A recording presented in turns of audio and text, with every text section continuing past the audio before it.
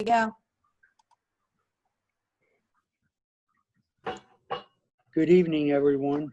I would like Mr. to, Phelps, can you just give it 1 minute so Sure. the attendees can no get problem. into the meeting? Thank you so much.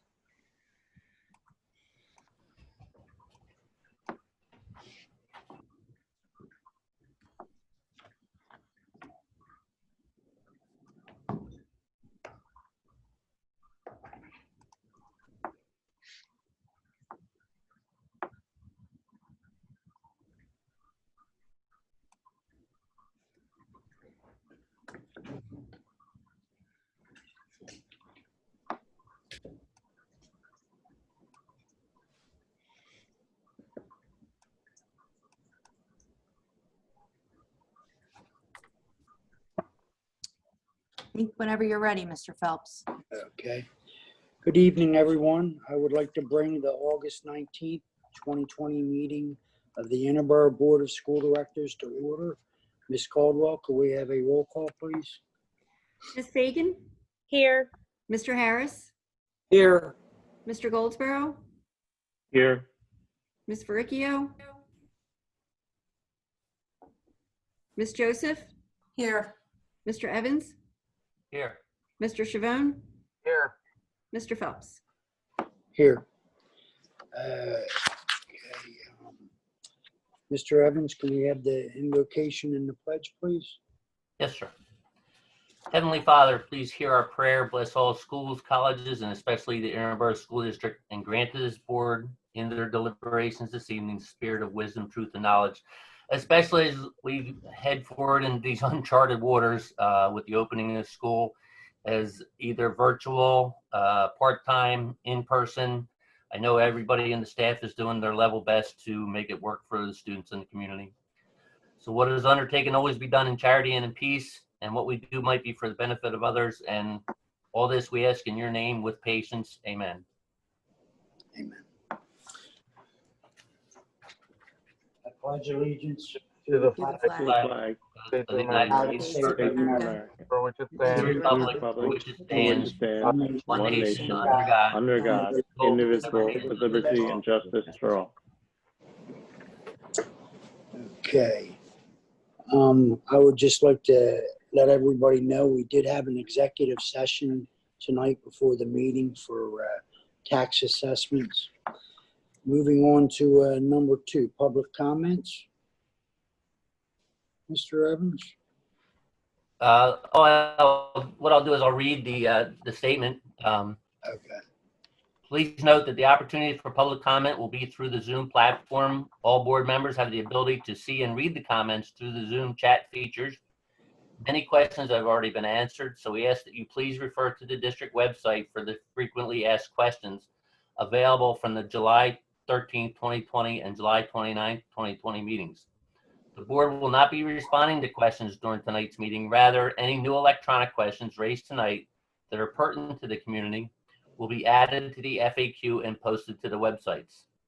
Any questions related to the reopening plan or specific to your child, please email reopen.2020@interboro.sd.org. Thank you, Mr. Evans. Okay, moving on to number 3, the presentation. Mr. Island? Thank you, Mr. Phelps. This evening, the administrative team will be presenting an update to the Interboro School District community. And this is based on the latest guidance that we received from the Chester County Health Department, recommending that public and parochial schools to delay the start of the in-person learning until approximately October 9th. The presentation that we have tonight is going to share out what our calendar will look like and what our plan is to begin the community, our students, in a virtual model. Okay, so with that, I would ask Rob to please pull that up. Thank you, Rob. If you want to move on to the first slide. Thank you. So, just to remind all of our community members is that these have been the guiding principles that have guided us as we begin the opening. First and foremost is providing a safe and healthy learning environment for our students and staff. ensuring students have an equitable access to technology required for virtual learning, that we are designing rich instructional experiences, delivering a robust curriculum, and utilizing high-quality research-based resources, using timely and clear communication to inform all of our stakeholders, and of course to elicit feedback from our stakeholders to guide our decisions. Thank you. So the first thing I'd like to do is just share out some of the changes that we are going to be making as regarding the switch to the virtual for the beginning of the year. Originally, our first student day that we had planned to return for in-person and online learning was September 7th. Based on, September 14th. Based on some conversations with the administrative team, and now that we have a shift to virtual for a few weeks, we have decided and determined that we need a few days to allow for a couple of different things. The first is to provide a meet and greet opportunity for our students and their teachers, which is very important to start to develop that relationship between our teachers and our students. We needed some additional time to distribute materials, and that will include our student devices. And also, we need to spend some time onboarding our parents and our students using Schoology and the Zoom platform.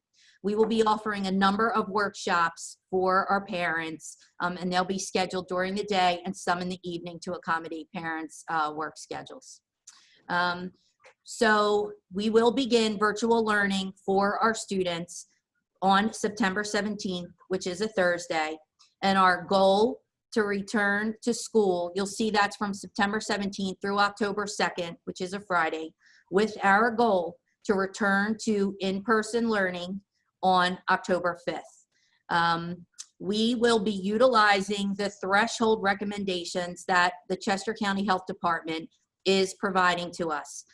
This will reflect a combination of the testing positivity rates and the incidents for our specific school district and the county.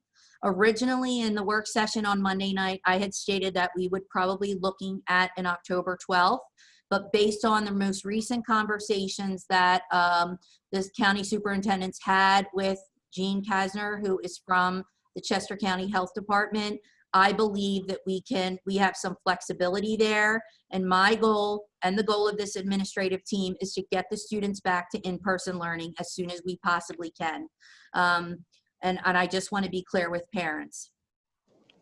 Also, to ensure that parents have communication and know what is happening within our district on those positivity rates and the incidents, we will be sending out weekly communication, providing those updates and the status of where we are to make sure that we are on track to return on that October 5th in-person learning. So those communications will come out probably on a Friday afternoon, but that's when we're receiving the data. So I want to make sure that we have the latest information to share out. I did post, we will post on the website the guidance that we received on August 13th that will show in what guidance schools have and what we are following to make that determination. Okay. Mrs. Riley, real quick, Yes. just going back to just to clear up for everybody who is watching, when you say going to in-person learning, you're meaning implementing the hybrid model Yes. in the middle, high school, and then the 5 days in the elementary. For elementary, yes. Moving elementary. to the hybrid model, yes. Thank you. Oh, okay, good. Yes. I just wanted to clear that up. Yep. I also wanted to just point out that teachers will be back on site beginning the week of September 7th for at least 2 days a week. And a lot have determined that they will be coming in to work 5 days, but they will be on site at least 2 days out of the week until we begin on October 5th. Thank you. Ms. Lambert. Good evening, everyone. I just wanted to let everybody know some updates that are happening in the Special Education and Pupil Services Office. Special Education Services will be provided virtually starting on the first day of school. So at this point, it will be the first full day of September 17th.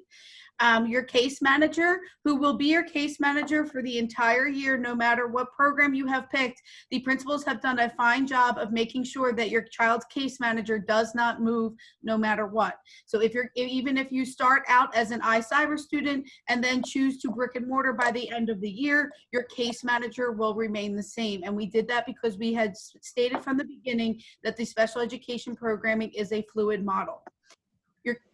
In addition, that your child's IEP teacher for your child's subjects might be different than your child's case manager, and that would have been customary in a normal school year as well. So your child may have more than one teacher, and that is still fine. All teachers will be communicating clearly using Schoology, as well as your case manager will be communicating with you using a Schoology group, and as always, emails. IEP meetings will be held virtually this year for the entire remainder of the year, and you will be notified from your child's case manager for the scheduling. Related services will take place, virtual, brick and mortar, no matter what setting your child is being taught. They will be using a HIPAA compliant Zoom platform. So OT, PT, speech, counseling services are HIPAA compliant, and so there is no issues with confidentiality. GIEP meetings will be starting to be held right in the fall like normal, and instructional services will be communicated to you through the gifted teachers. Those services will be provided virtually, as well as when students, if your child has chosen brick and mortar, they will have one-to-one consultations face-to-face. If not, they will have those consultations virtually with you and your child. 504 service agreements will be sent home and reviewed in the beginning of the year, either by the school psychologist, the nurses, or the high school counselor. We do ask you that if you have any new medical documentation that needs to be updated into the 504, you please contact your 504 case manager at this current time. Transportation will begin as soon as brick and mortar and the schools are open, and the transportation department, as always, will contact you regarding those schedules. We do understand that there are concerns about virtual. If you had chosen brick and mortar before your child, we do understand your concerns, and we do ask at that time that you reach out to your child's case manager and or your building principal to address any of those concerns. We are very confident that our special education teachers, given the new technology, will be able to service and educate your child to the best of their ability through a virtual setting. And I fully believe that, as well as the team behind us. The special education teachers, as you well know, are phenomenal here at Interboro School District, and we are lucky. And so I do ask for your patience and support in this trying time, but we will be in full communication with them and you throughout it all. So again, if you have any questions, because we do know each child is unique, please do so. For our EL students, I just wanted to let you know that our EL students will be brought in to have their initial screening. And then after that, I'm happy with the board support that we have hired Interboro School District EL teachers. And that team will be reaching out to our EL families and translating any documents that may need to be translated. And they will be in communication in your natural language so that you will be able to communicate on a more regular basis with our Interboro teachers. And we are very excited to start that program here at Interboro. So thank you to the board for your support.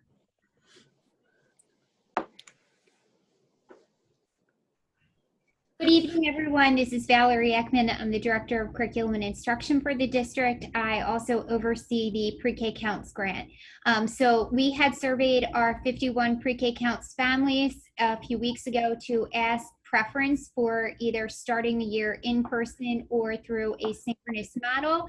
We do have family responses, but as the district moves to a full virtual setting, we will be taking our pre-K into the virtual setting as well. For all of our grades, I do just want to reiterate, as Ms. Lambert had started to indicate, and we talked through on Monday night, that this is not the virtual experience that students had in the spring. It is important to note that students, parents, teachers, administrators did a great job in the spring of managing a situation that was very much unexpected. We've now spent the summer months planning to be proactive to ensure that we have a synchronous learning model for our students. So what that means is that students, if parents initially picked in person and are now pivoting to virtual, or if parents picked iSync from the beginning, will have a set schedule. And you'll see a bit later that there will be an expectation that throughout that schedule,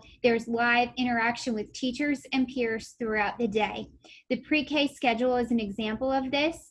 So this would be starting with a morning meeting that would be held through Zoom. There would be teacher-led brain breaks, and then there would be time for small group and individual meetings. We then go back to a whole group experience, a brain break, more time for small group and individual meetings, and then a read aloud and closing activity. And the final piece to that would be teacher office hours. So this is an example how the pre-K counts classroom will function in a virtual situation. Parents will receive materials to help their student to be learning in conjunction with their peers and the teacher through the virtual platform. And we will be conducting some initial orientations. You will receive information about that when the students pick up their materials. But I just wanted to be able to show, again, a synchronous virtual schedule for a pre-K student. We'll move into an elementary student. So it is important to note here that as the administrators are planning schedules, they are continuing to plan for the students who initially selected in person. And the idea would be hopefully that they will be returning to in person as soon as possible, as Mrs. Riley had stated.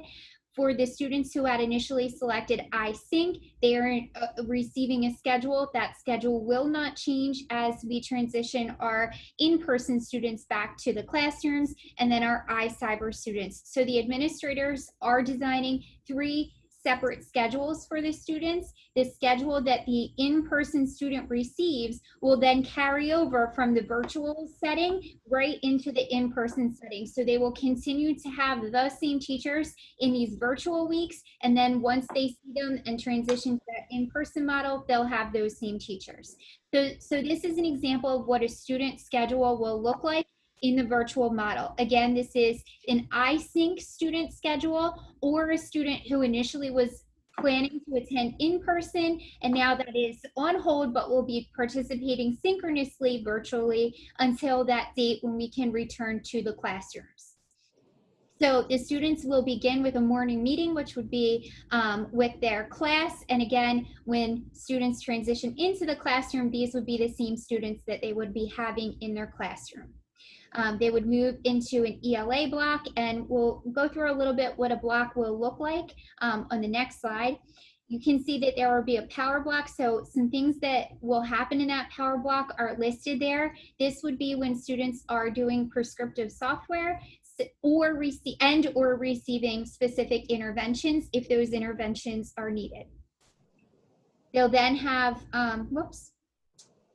So they'll then have writing, science, and social studies. There's a break for lunch. They'll have a synchronous special, which would be live with the special teacher, and then math and a closing activity with the teacher with whom they started the day. And then there will be some time at the end of the day for teacher office hours.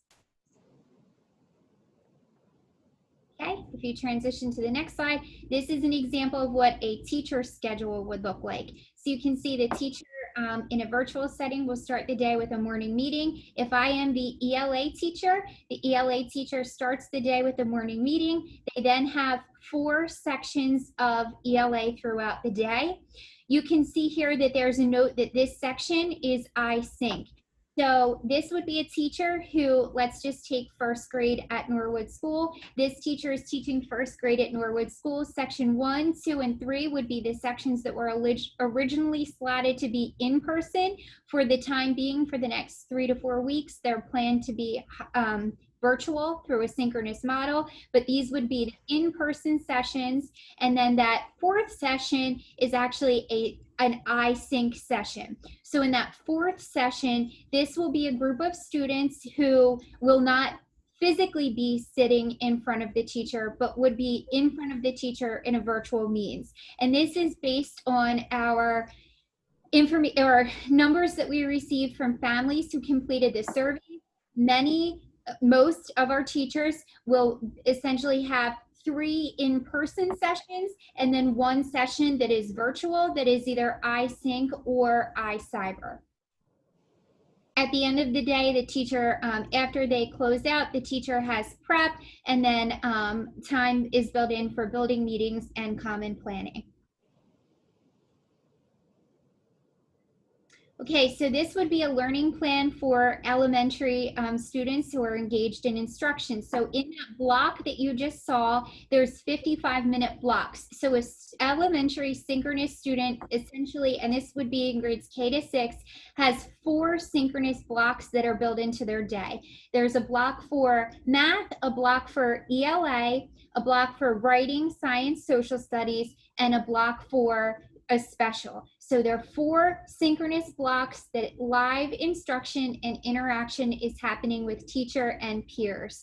So this just takes you through what you could expect to find. And this is where I point out what the difference is between what's happening now and what happened last spring. So for instance, on a Monday, there would be a 20 to 30 minute synchronous Zoom session to start that block. So this would potentially be my ELA if I'm the ELA teacher.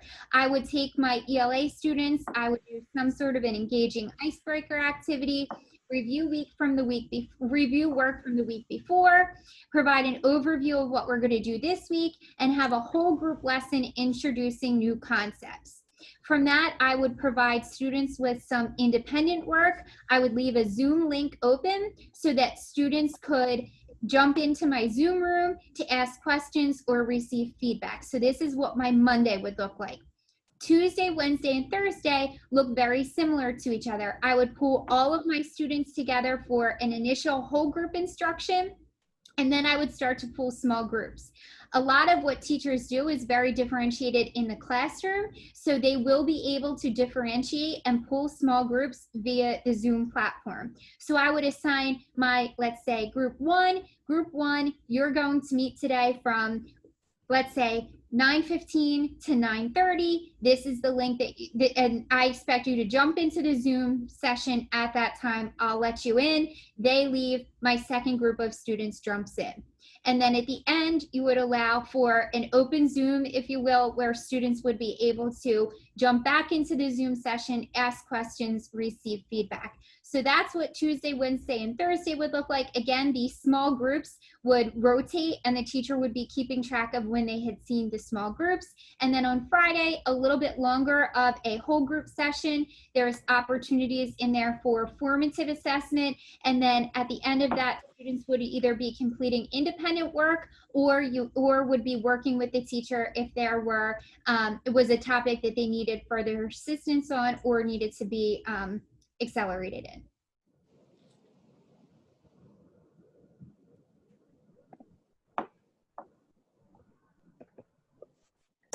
Good evening, I'm Mark Awo. I'm the Director of STEM and Professional Learning. I'm going to review both the middle school student schedule, teacher schedule, as well as the high school student schedule, and the impact of starting the school year virtually and how that shifts the schedule. Again, for middle school grades 7 and 8, the hybrid schedule had a student A day and a student B day. On that A day, the student would be in person, and on that B day, the student was going to be learning virtually.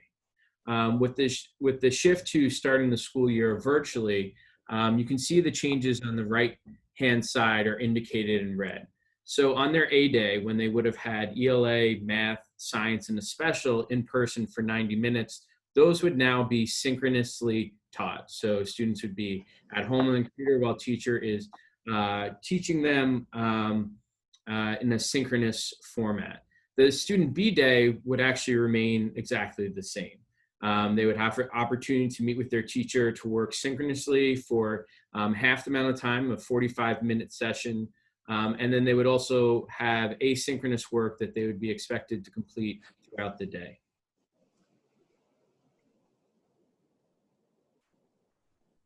The shift to the teacher schedule, you can see that's indicated in red here, is that in the morning time, instead of having homeroom, teacher would be able to facilitate office hour or maybe small group instruction for students that they might want to connect with. in terms of classes that they would be teaching, instead of the sections that they originally had for in-person, those would shift to synchronously taught classes. Again, they would still have their sections that they were originally teaching synchronously, as well as having a section Dr. Ekman was talking about of students that were enrolled in the iSync program within the schedule as well. Again, at the end of the day, there would be additional time for small group instruction, common planning time, teacher office hours. Again, when the transition occurs going back to in-person, the schedule will remain exactly the same for students in terms of times of the day. And that's important, so they'll keep the same teachers, the same classes, they'll be with the same peers as it transitions back to the hybrid model.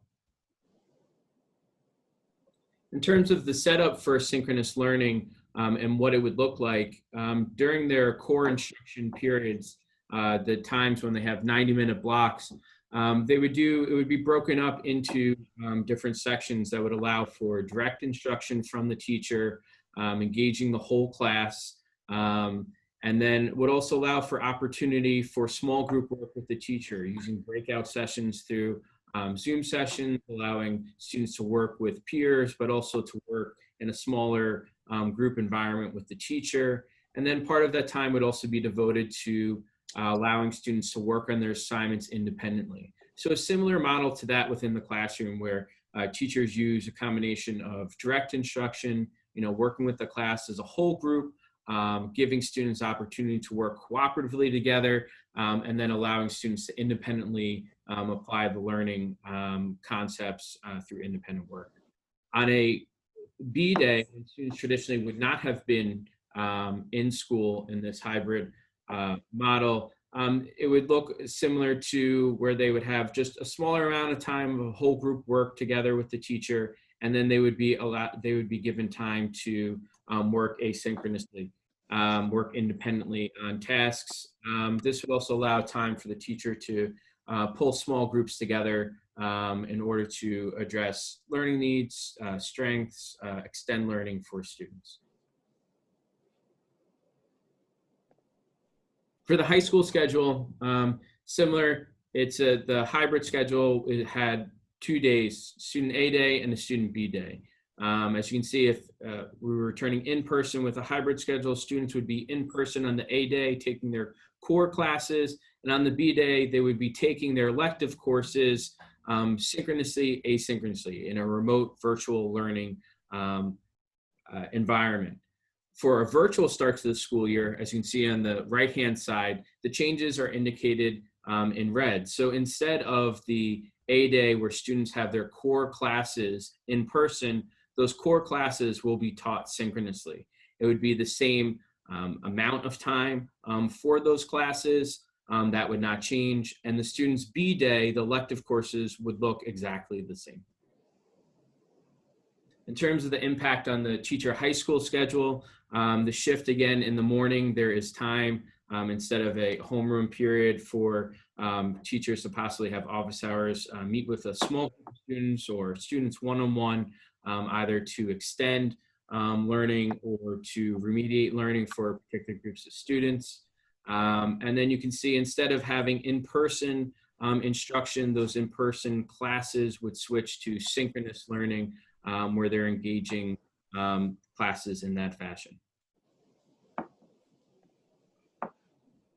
So the breakdown for how synchronous instruction might look within these classes in a 60-minute block of time. Again, there would be time for whole group meeting, whole group work, devoted to about 25% of the time, where students will have an overview of the lesson for the day, would connect back to work from previous lesson. There would be opportunity for small group work with the teacher and breakout session with peers. And then there would be time to independently work as well in order to apply individual concepts to tasks given from the teachers. On the B day for those courses, students have an expectation to work independently on work, and that those tasks will be given. They're would be opportunities for them possibly to connect with their teacher at the end of the day or at the beginning of the day for any questions they might have, or even connect through the learning management system, Schoology, with questions and comments about the work for that day.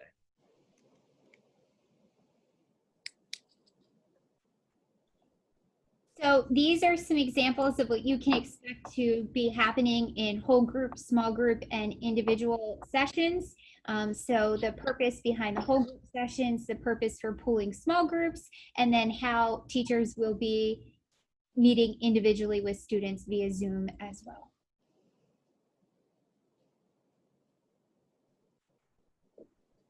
So expectations of students, and these would be students participating in the synchronous setting. So these would be our students who were originally planning to be in person, and then those students who are in iSync. I do see there's quite a few questions in the chat box about the possibility for parents who have a schedule that won't necessarily work with the synchronous schedule that we've just presented, and switching now to iCyber. I will say that for students who were originally planning to be in person, we will ensure that all of the lessons that the teachers are presenting are recorded, and they will be posted, and the work will also be posted. So you wouldn't necessarily need to switch to iCyber unless your intention was for your child not to return to school on that October 5th date. Otherwise, you can still keep your student in the current situation, knowing that the lessons will be recorded and posted, and also the work will be posted for your child to be able to stay connected and complete. We do understand that this shift could create a situation in which the parent is not able to assist a younger student, especially during the day, with iSync.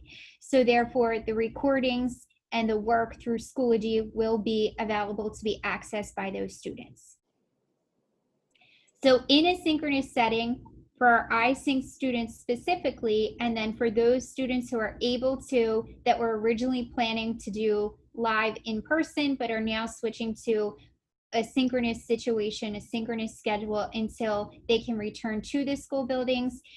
This is what the synchronous schedule means, or the synchronous setting means, that there will be a routine set schedule, that there will be the ability to engage in a classroom community. And again, if you are returning to the school setting, that will be the same group of students and same teachers that you see when you come back into the classroom. Students can receive remote or in-person related services. So for this right now, those related services will be remote. There will be technical assistance for all of our families and students throughout the school day. The curriculum will continue to be delivered by Interboro teachers. We are continuing to train our teachers on cyber education practices. Attendance will be taken in multiple ways. So attendance will be measured by participation in Zooms, logging into Schoology, as well as completing work. So this would be a student who was originally intending to be in school, but then is unable to engage in synchronous virtual instruction, but the family does plan to send that student back when the school reopens. Their attendance would be completed with Schoology logins, as well as completing work. Now for our iCyber students, this would be for those of you that completed the survey and would like from the beginning for your students to be engaged in more self-paced coursework. There is not a set schedule, and it would be more flexible for students and families. There will be opportunities for virtual office hours throughout the day. The teacher will be sending progress reports via the Schoology gradebook. There is the ability to receive remote related services at this time. And the attendance will be submitted Monday morning. The attendance will be measured by both completion of assignments according to the due dates and Schoology logins. Everyone, Robert Sonnet, Director of Technology. just wanted to give a few updates from our department. One-to-one devices. We've had our first reading of board policy 815.2. Rob, I'm sorry to interrupt you, but it is a little staticky. I'm not sure if other people are having a hard time hearing. I just want to. Yes, we are. Okay, thank you.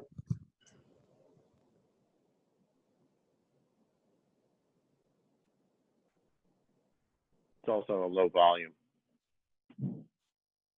Want to try that again, Rob?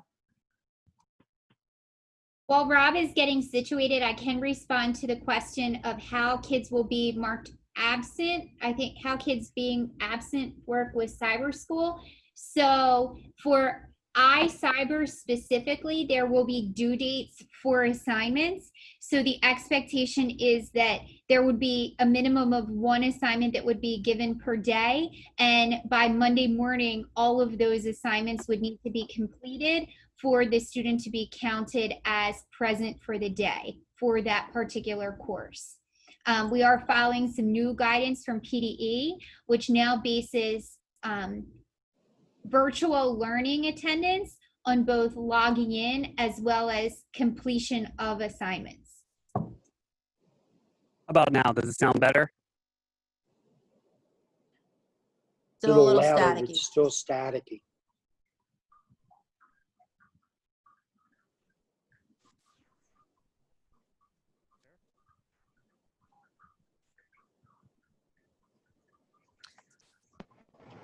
I can, How about now?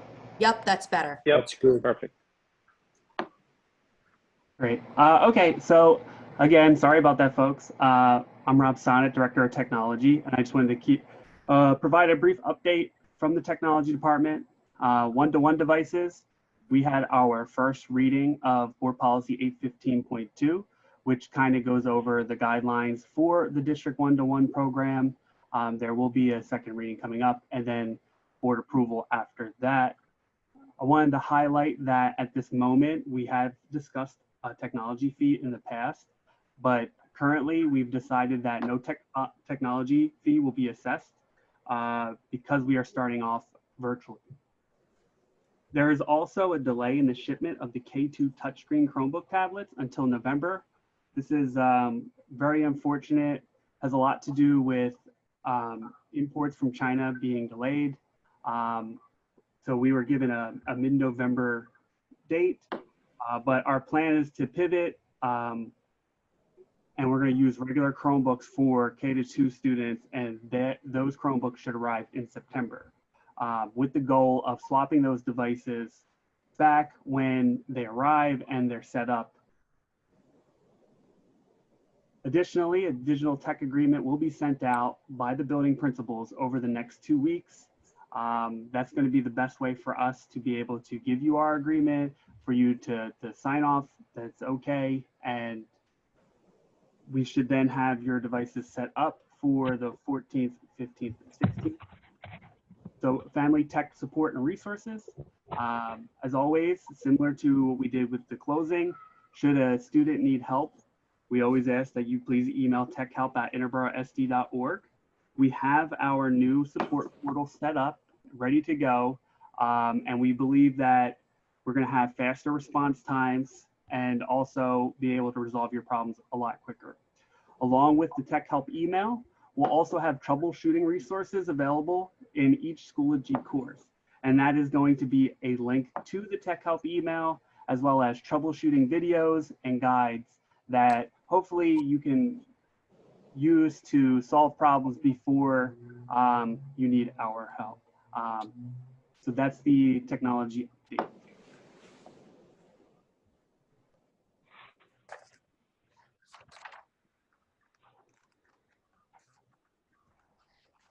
So I wanted to just talk a little bit about Schoology tonight. Our staff has been doing a really great job of getting their Schoology classrooms ready to go for the start of the year. I would be remiss not to thank our very talented and amazing team of master instructors who have provided professional development and really went above and beyond the initial call for service when they signed up for it to help our staff transition to be ready for Schoology. So those folks that you see identified there, please, if you see them, thank them. They have really done an excellent job of learning the system, preparing for professional development, delivering that professional development to their colleagues, recording videos that both parents and students will be able to access, as well as videos for their colleagues to access as well. So I did just want to acknowledge them and thank them on behalf of the central administration for the time that they have given over the last few months to help us be up and running for Schoology.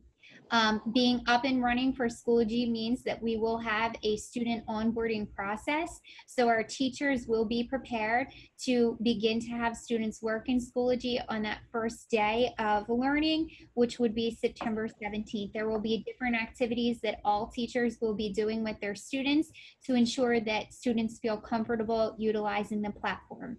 In addition, we are preparing both parent onboarding videos, and we will be hosting sessions the week of September 14th once parents and students get devices, so that parents and students can feel comfortable working within the tool. Just some information regarding school meals during this virtual opening that we are having here. Based on the Pennsylvania Department of Education Division of Food and Nutrition, the district is required to follow the National School Lunch Program model. At the start of the school year, unless you are eligible for a free meal, there will be the normal charges for students who pay a reduced amount of money or would pay full price accordingly for the meals. Only students who are enrolled in the district, pre-K through 12, are eligible to participate in the programs regardless of the model that you have chosen for your child. Whether you're virtual or in person, you are eligible for the school lunch program. There will be a distribution model in place for families to pick up meals for students for the entire school year. More information will be coming out on that within the next week or two. And also parents can prepay, as they have always been able to do, using My School Bucks, and there is a link for that on the website. Just some closing information. Again, the website is the best place to find all of the latest information the district has regarding the our COVID-19 plan, reopening plan. Also, we will continue to be sending out regular communication to all of our families. So we do request that you please make sure your information is as updated as it possibly can be in the Home Access Center. This PowerPoint will be on the website. All of our other reopening plans, PowerPoints have been posted. This one will be there. Also an FAQ to answer any of the questions. Then we'll hopefully have that posted by Friday. I would just like to say that I have appreciated the many parents who have reached out to myself to discuss their concerns or questions regarding the reopening.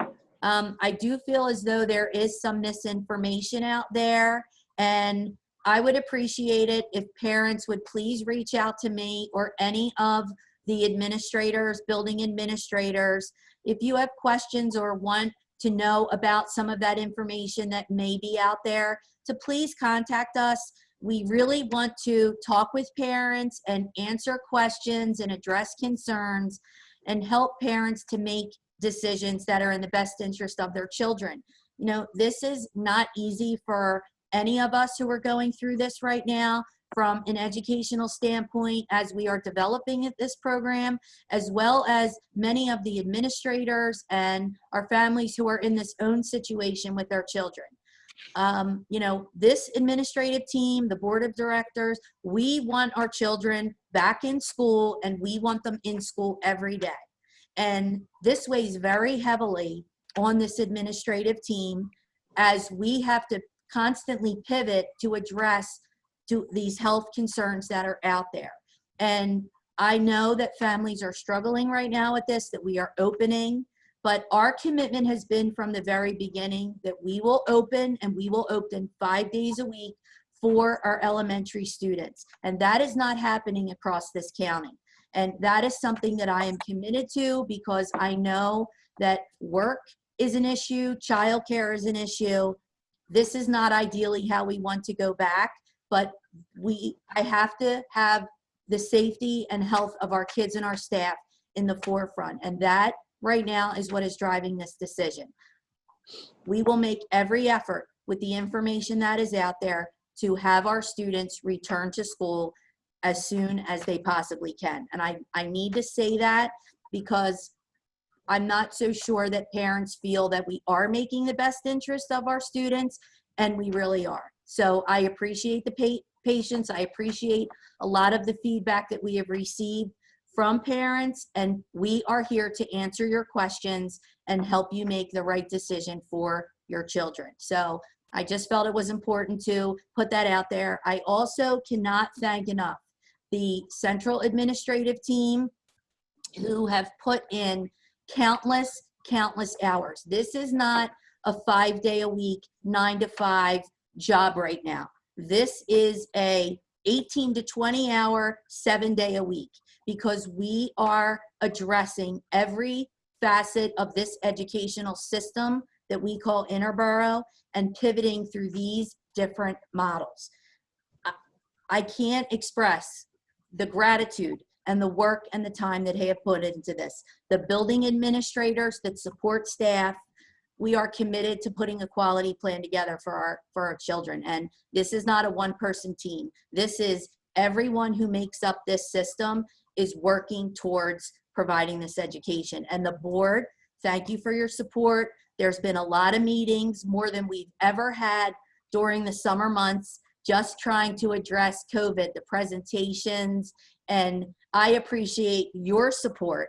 And this is not an easy decision for you either, because you do hear from the constituents, you do hear from the taxpayers, and I know that's challenging at times, but we could not do that, this administrative team, without the support of you. So thank you for that.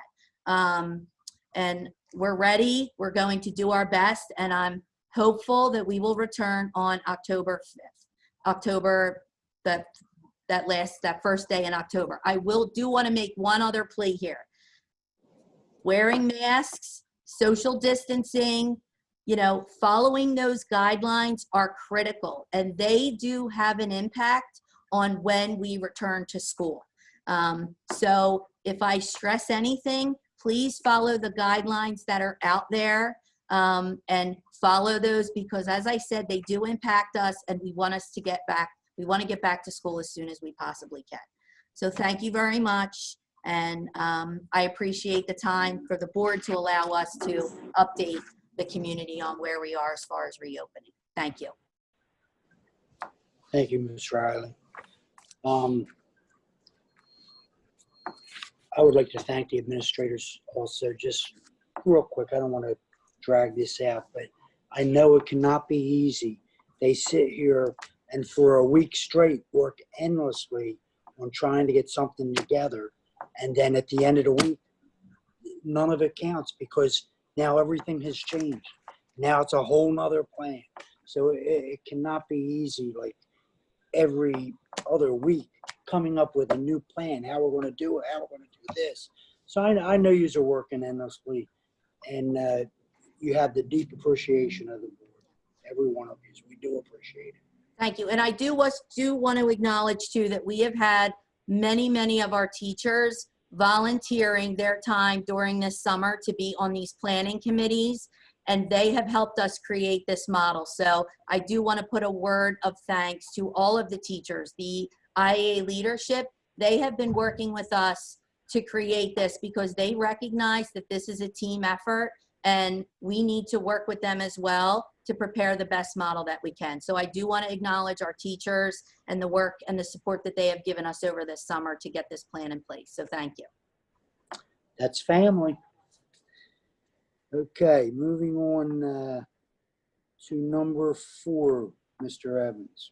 Motion 4.1, that the following minutes of the regular meeting of the Interboro Board of School Directors held on July 15th, 2020 be approved. Second.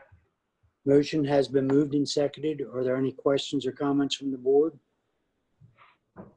Hearing none, all those in favor, please say aye. Aye. Aye. Opposed? Motion carries 7-0. Next motion, Mr. Evans. Motion 4.2, that the following minutes of the special meeting of the Interboro Board of School Directors held on July 29th, 2020 be approved. Second. Motion has been moved and seconded. Are there any questions or comments from the board? Hearing none, all those in favor, please say aye. Aye. Aye. Aye. Opposed? Motion carries 7-0. Next up, we will hear from our solicitor, Mr. Pupio. Thank you, Mr. Phelps. Good evening, everyone.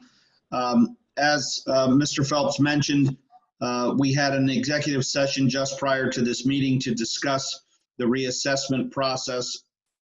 There are a number, approximately 11 to 12 school districts within the county that have gotten some of their numbers and are a little bit concerned as to the specificity with regard to the reval. As everyone watching and on the board is aware, the assessments numbers that are provided to the county are then utilized by the county, the school district, and your municipal borough or township to calculate taxes due.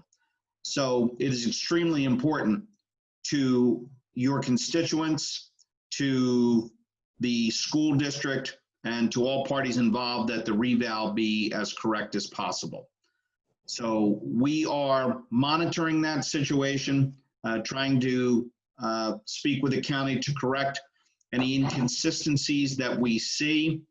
Remember, the reval is something that we will most likely live with for the next 15 to 20 years. And therefore, we need it to be as exact as possible from everyone's perspective. So we're keeping an eye on that.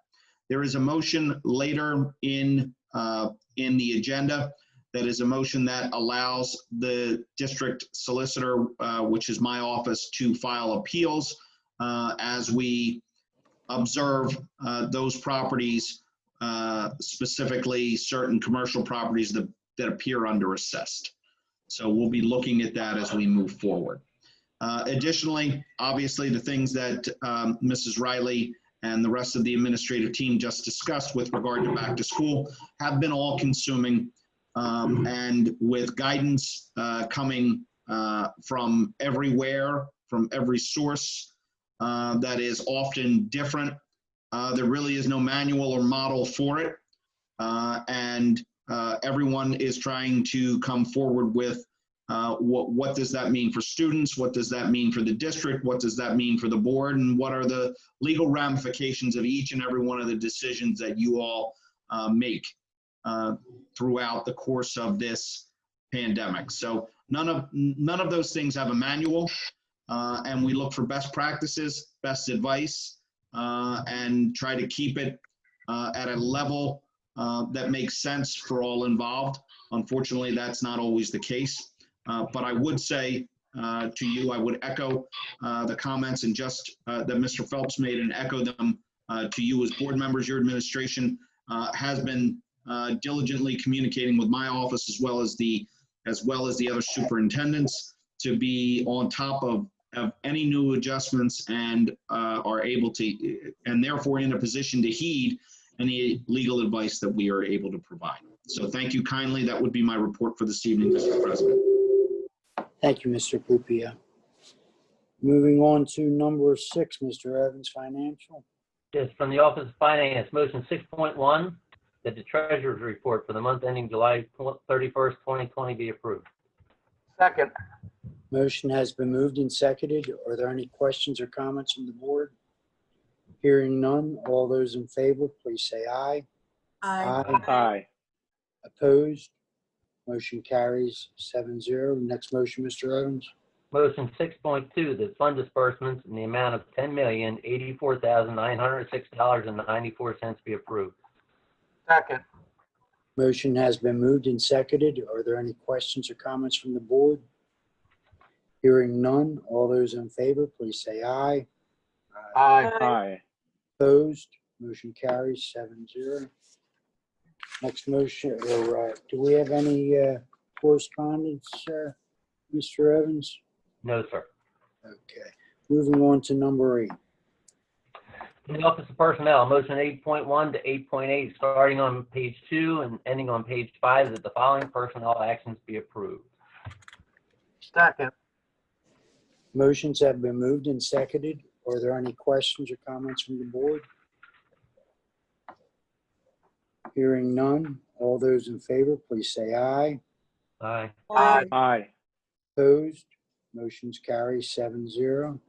Next motion, Mr. Evans.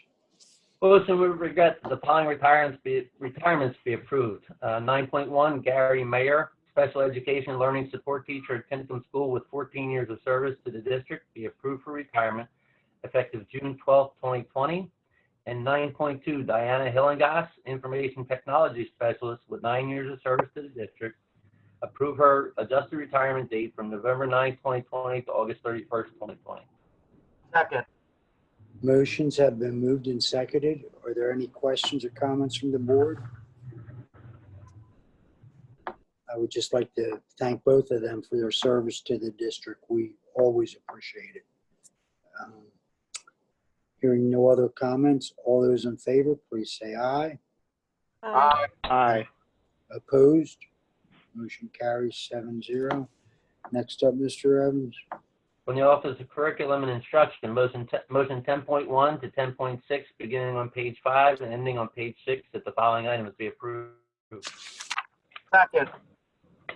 Motions have been moved and seconded. Are there any questions or comments from the board?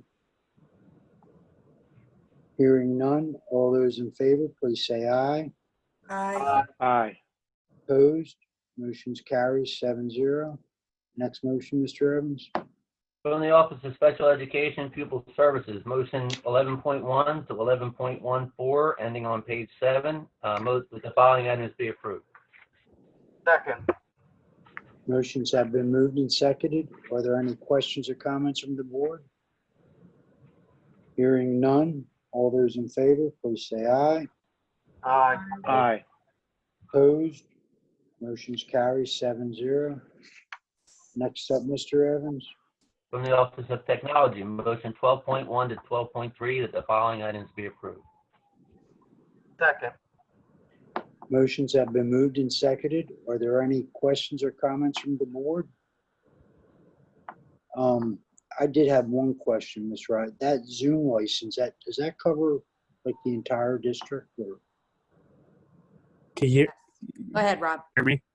All right, we got it under control. Yeah, that covers the whole district, as well as HIPAA compliant license for some of Rachel's staff, as well as Bernadette's webinar license. All right. So I should have asked that before the meeting tonight, but I didn't see it in time. Thank you. Any other questions or comments? Hearing none, all those in favor, please say aye. Aye. Aye. Opposed? Motion's carry 7-0. Next up, Mr. Evans. Motion 13, that the Board of School Directors approve the state audit response package resolution for the fiscal years ending June 30th, 2014 through June 30th, 2018. Second. Motion has been moved and seconded. Are there any questions or comments from the board? Mr. Schwan? I thought you had a comment. Okay. No comment from me. Hearing no comments, all in favor, please say aye. Aye. Aye. Any opposed? Motion carries 7-0. Thank you. Next motion, Mr. Evans. Motion 14, that the Board of School Directors grant the Solicitor's Office leave to appeal any and all decisions of the County Tax Assessment Appeal Board for the 2020-2021 tax years to the Board of Assessment Appeals as it deems appropriate. Second. Motion has been moved and seconded. Are there any questions or comments from the board? Hearing none, all those in favor, please say aye. Aye. Aye. Opposed? Motion carries 7-0. Next motion, Mr. Evans. Motion 15, that the Board of School Directors approve the independent contractors agreement between Interboro School District and Residency Officer Scott Dixon, effective July 1st, 2020 to June 30th, 2021, not to exceed $25,000 to be paid from district funds. Second. Motion has been moved and seconded. Are there any questions or comments from the board? Hearing none. All those in favor, please say aye. Aye. Aye. Opposed? Motion carries 7-0. Next motion, Mr. Evans. Motion 16, that the Board of School Directors approve the revisions of the following policies in the category of programs. 103, discrimination, Title IX, sexual harassment affecting students, revision, and 810, transportation. Second.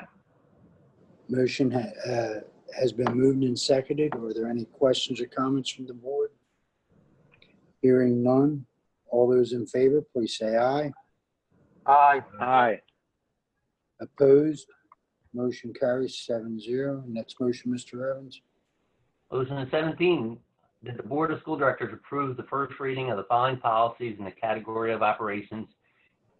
815.2, district issue personal learning device program, and 816, use of live stream video for the purpose of distance learning / teletherapy. Second. Motion has been moved and seconded. Are there any questions or comments from the board? Hearing none. All those in favor, please say aye. Aye. Aye. Opposed? Motion carries 7-0. Next motion, Mr. Evans. Motion 18, that the Board of School Directors accept the resignation of School Board Director Christine Alonso, representative of Glen Olden Borough, Region 3, Precinct 4, effective August 13, 2020. Second. Motion has been moved and seconded. Are there any questions or comments from the board? Comment? Yes, Mr. Evans. I first want to thank Ms. Alonso for her service to the country, her service to the community, her service to the board, and her willingness to show sound judgment in resigning from the board because of the great amount of negative energy and publicity it had brought to our doorstep. While the board really didn't have power to compel her to resign, ultimately she showed good judgment and took those steps on her own. So I thank her for that. Thank you, Mr. Evans. Any other comments? Myself. Go ahead, Mr. Goldsboro. I'm sorry, Mr. Phelps. I apologize. I would just like to reiterate Mr. Evans's comments, and I'd also like to thank Mr. Pupio and his involvement in this situation also, and you know, and throughout the month of August, and the work that everybody on the board was involved in with this. So, and again, just reiterating what Mr. Evans said, I thank her for her service to the district during the time that she was on the board. Thank you, Mr. Goldsboro. Any other comments? Ditto. What else can I say? I thank her for her service. She brought a lot to the board, and you know, we're all volunteers here. Everybody doesn't, you know, we are elected, but there's, you know, we do this because we love our district, we love our kids, and we want to make things better, you know. So we do thank her for her service, and she did a good job on the board while she was on here. Okay. Any other comments? Hearing none. This has been moved and seconded. Everybody in favor, please say aye. Aye. Aye. Opposed? Motion carries 7-0. Next up, Mr. Evans. Motion 19, that the Board of School Directors appoint Danielle Fagan as treasurer to serve from August 19, 2020 until June 30th, 2021. Second. Motion has been moved and seconded. Are there any questions or comments from the board? I just had a quick comment to thank Danielle for stepping up to be the treasurer. You know, it's a more added stuff, responsibility that I appreciate her willingness to take over. Yes, I would like to congratulate her as well. Thank you. Any other comments? Hearing We haven't none. voted yet. Any other comments? Hearing none. All those in favor, please say aye. Aye. Aye. Opposed? Aye. Motion carries 7-0. Congratulations, Eric. Thank you. Okay. Moving on to number 20, Mr. Evans. Motion 20 is a roll call motion that the Board of School Directors approve the resolution as follows. For the duration of said pandemic, but in no event for any period exceeding 4 years, the superintendent shall have the duty and authority to develop a health and safety plan in form and manner prescribed by the Pennsylvania Department of Education that ensures a minimum of 180 days of instruction, allowing for a minimum of 900 hours of instruction at the elementary level and 990 hours of instruction at the secondary level, employing any combination of in-person, virtual, and distance learning as the superintendent deems appropriate to address the health and safety of students, faculty, and community, and the learning needs of students. Each instruction shall comply in full with the requirement of Chapter 4 of the regulations of the State Board of Education and with the curriculum standards published in accordance therewith. Motion has been moved and seconded, or no, it hasn't been seconded Yeah, second. yet. Motion has been moved and seconded. Are there any questions or comments from the board? Hearing none, Ms. Caldwell, can we have a roll call on this, please? You're muted, Marge. Sorry. Ms. Fagan? Yes. Mr. Harris? Yes. Mr. Goldsboro? Yes. Ms. Joseph? Yes. Mr. Evans? Yes. Mr. Chavone? Yes. Mr. Phelps? Yes. Motion carries 7-0. Next motion, Mr. Evans? Motion 21 is also a roll call motion that the Board of School Directors approve the revision of the 2020-2021 school year calendar. Second. Motion has been moved and seconded. Are there any questions or comments from the board? Hearing none, Ms. Caldwell, could we have a roll call on this, please? Ms. Fagan? Yes. Mr. Harris? Yes. Mr. Goldsboro? Yes. Ms. Joseph? Yes. Mr. Evans? Yes. Mr. Chavone? Yes. Mr. Phelps? Yes. Motion carries 7-0. Okay, do we have any old business? No, hearing none. We will now move on to comments from our superintendent. I have a couple brief comments, Mr. Phelps. First, I just want to let everyone know that the registration office is open, and if you have not started the registration process, please look on the website, call and speak with Mrs. O'Shea. But it's, we really need to have people who might be families who are holding off on registering their children for school, please start that process, because we want to be assured that you choose your model, that we have all of your information, and that you get a device on time. Okay, so just a friendly reminder. I would also like to wish Gary Mayer a wonderful retirement. Perfect time, I think, to do that. So I want to wish him the best. I've known Gary for a long time. He's a great teacher. I know they're going to miss him down at Tinicum, but I do wish him the best in his retirement. As far as Diana is concerned, Diana has already retired, but the date has shifted. So we want to again wish her the best in her retirement, which is coming up very soon at the end of the month. I would also like to welcome Tracy Costa. Tracy was a teacher at Norwood School, and now she will be shifting into the position of assistant principal. So I want to welcome her to the administrative team. She definitely has her work cut out for her as we move into this virtual model and hybrid model for this school year. But I know she's going to do a fantastic job, and we're excited to have her as part of the team. So thank you very much, and they are my comments. Thank you, Mr. Evans. Do we have any comments from the board? Comment? Yes, Mr. Evans. And I'll try not to ramble. I wanted to thank the school administrators, the school solicitor, and the board for working through this most recent situation with, you know, in a steadfast and sound-minded manner, professional. And I wanted to say, as a single board member, I know that I detest racism and hate of all kinds. I look out for all of our students and all of our community members, and I believe the whole board does. And I want to say, if you really want to make a positive difference and change, participate in local government, participate in your community, do something nice for somebody when nobody's watching. And now there's an opening on the board. So participate in local government, come to the board if you want to make a difference. Thank you. Thank you, Mr. Evans. Any other board comments?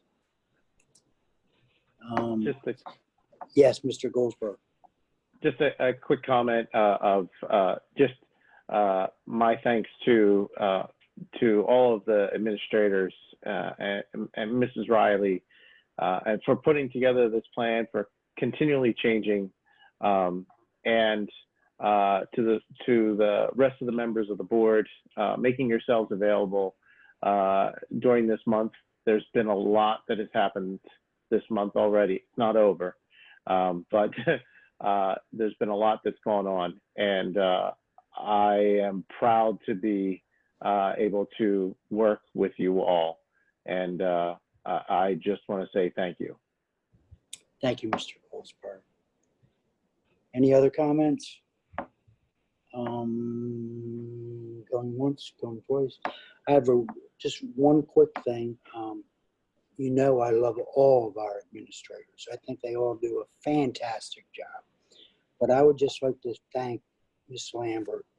You know, she has a difficult position with the pupil services and special ed. And there's a lot of changing things in there anytime, let alone now. But she always, the compassion, enthusiasm, and dedication that she brings to that position, it makes me proud that she is with Interboro. It really does. I mean, all of our administrators do a fantastic job. But Ms. Lambert, you really go above and beyond all the time. It's a team. It's a true team, Mr. Phelps, and I am proud to work with this team every single day. Okay. Any other comments? All right. Hearing none. Whereas on March 30th, 2020, Governor Wolf issued an order closing schools indefinitely. The Interboro School District will attempt to hold all future meetings remotely until further notice. Please visit the Interboro School District website at www.interboro.org for further information. On Tuesday, September 8th, 2020, a Finance GBO committee meeting will be held at 7 p.m. The next work session of the Interboro Board of School Directors will be held on Monday, September 14th, 2020 at 7 p.m. The next regularly monthly public meeting of the Interboro Board of School Directors will be held on Wednesday, September 16th, 2020 at 7 p.m. Meeting is adjourned. Thank you all for coming. Thank you. Thank you, Take and care. have a good evening.